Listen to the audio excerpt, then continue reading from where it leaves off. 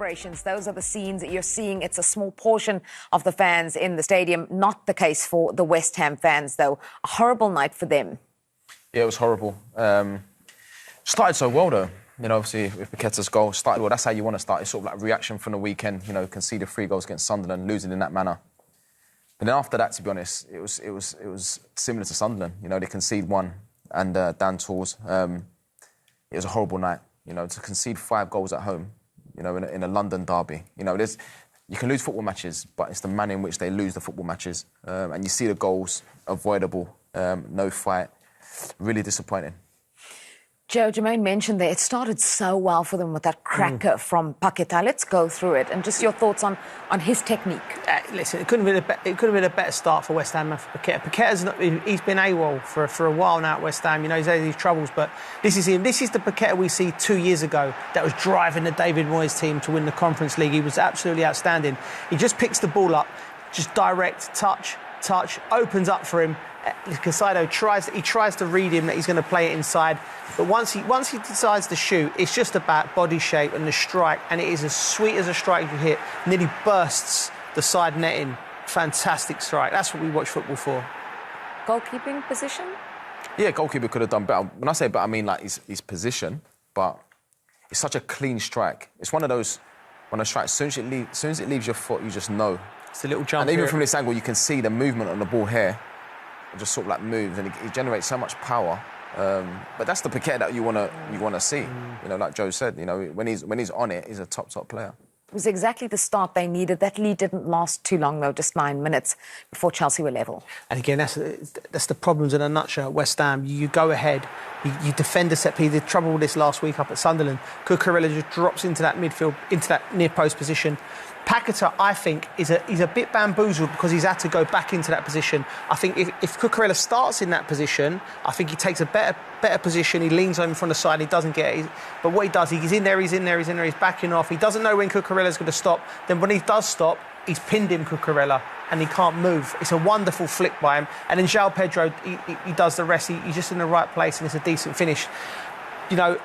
But they was clearly targeting that, Chelsea, throughout. They're dropping that ball, Neto or Enzo, into the near post every single time. And I think after last weekend's, West Ham were terrible from dealing with crosses and set pieces.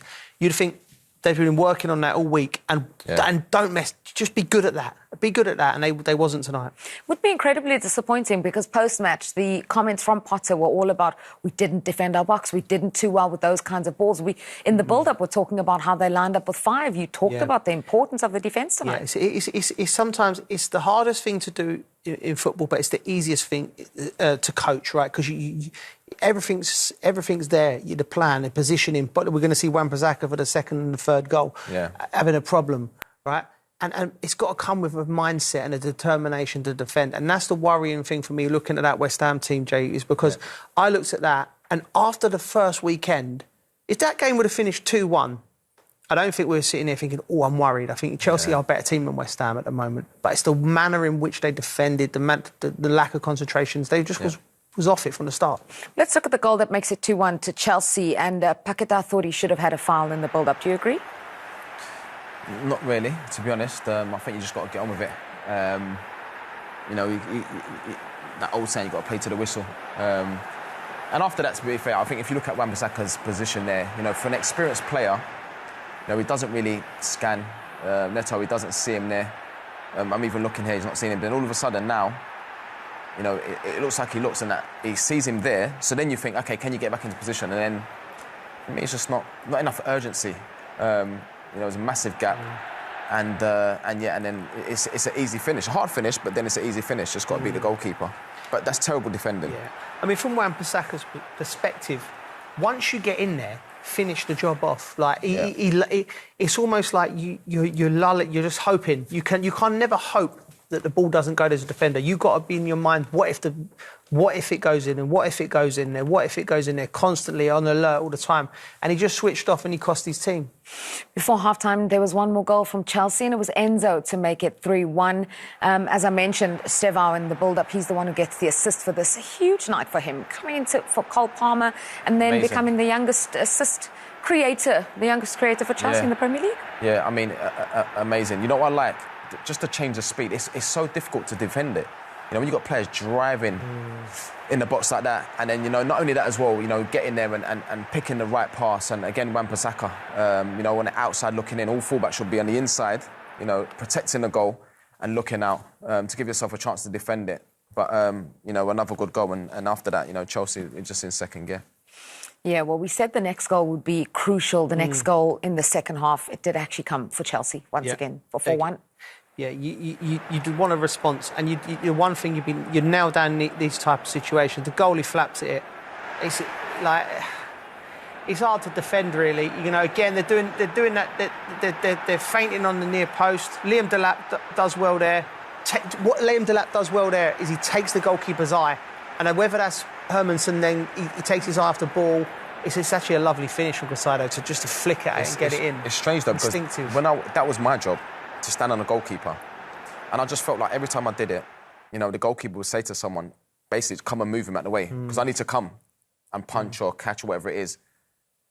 Just no communication. You know, I think for a goalkeeper, you got to dominate that position. You know, if you come and punch heads, you've got to come and punch heads. But, you know, when you come out and you're flapping and you can see the goal like that, when the side's struggling anyway, it's difficult. Yeah, great vote for him to mark his 100th Chelsea appearance with the goal for Moises Caicedo. Remarkable that we've had 5 goals from Chelsea and 5 different goal scorers, because Chalobah got in on the action as well. Yeah. Another unsung hero at the club, Chalobah. He's come through the academy. Again, another set-piece, goalkeeper flapping. He just reacts well. Like, I look at this now, right? Again, the lapse on the goalie. He's fainted into an area, flap. Now, watch the West Ham players' body shapes.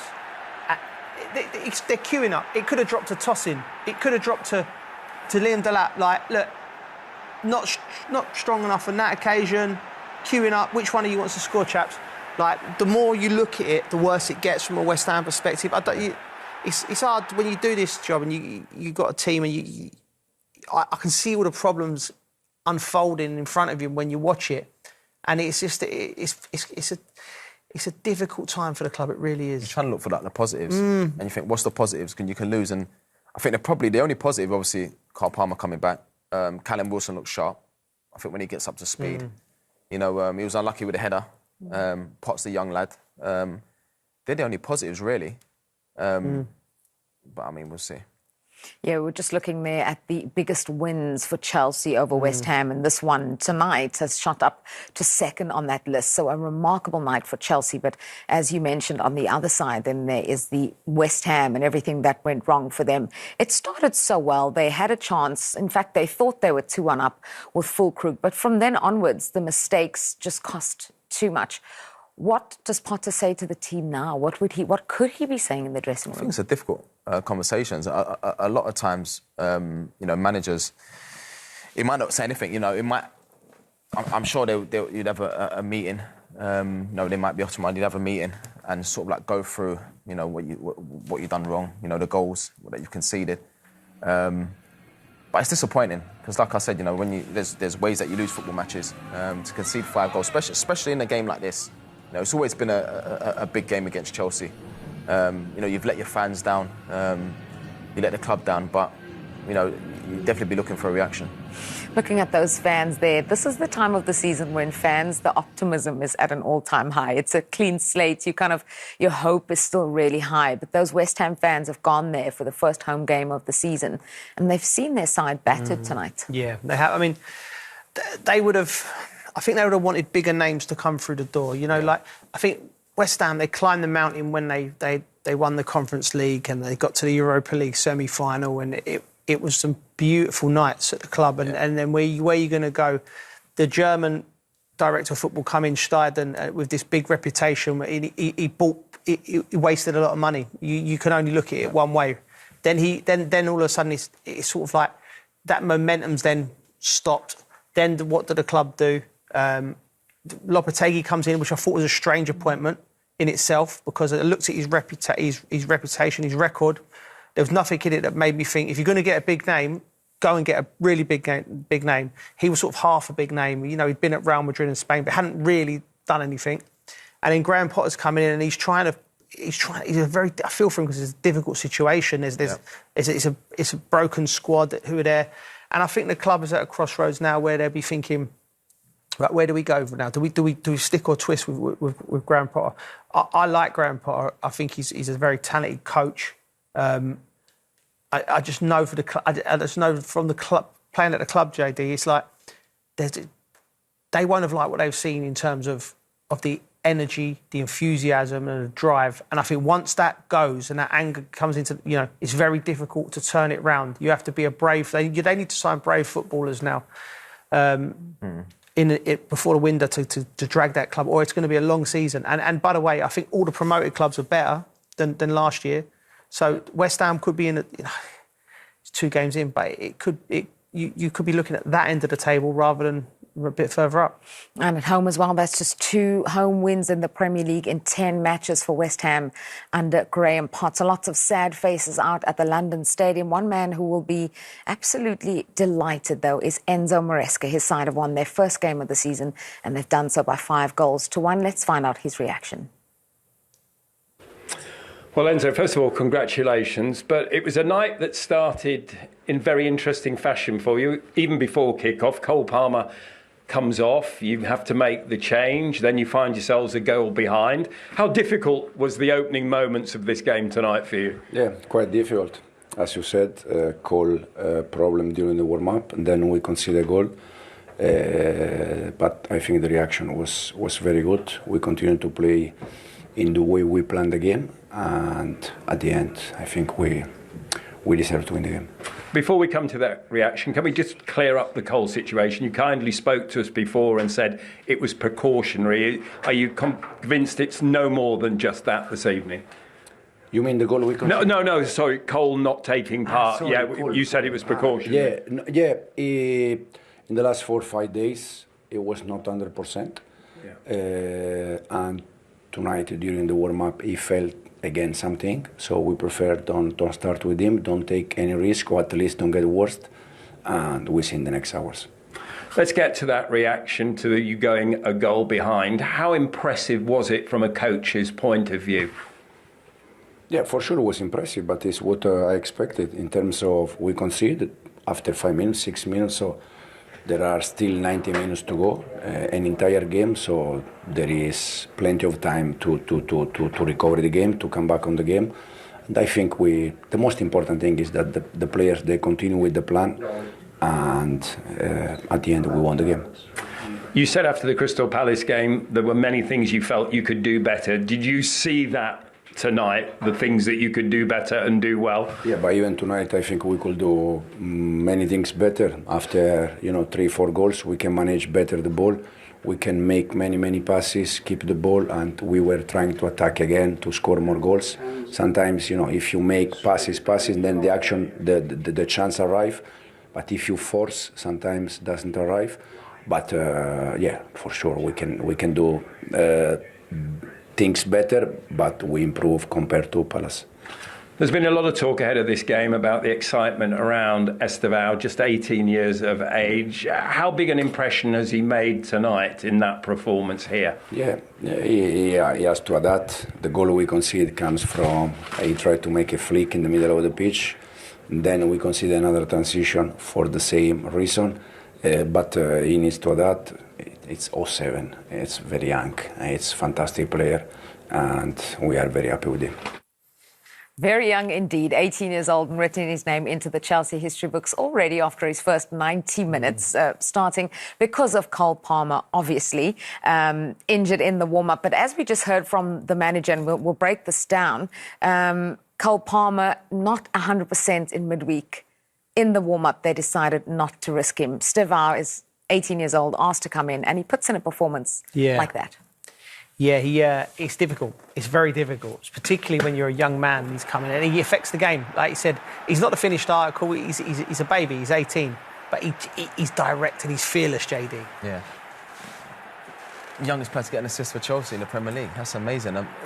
He's just direct. He should have scored there, to be honest. I think, but he's 18 and he'll learn that in the final third, be more efficient than that. But even like back tackling there, but I like when he gets it and the change of speed, he just drives at defences, and a lot of time it picks the right pass. It's quite mature in that way, but just really sharp, and like this is here.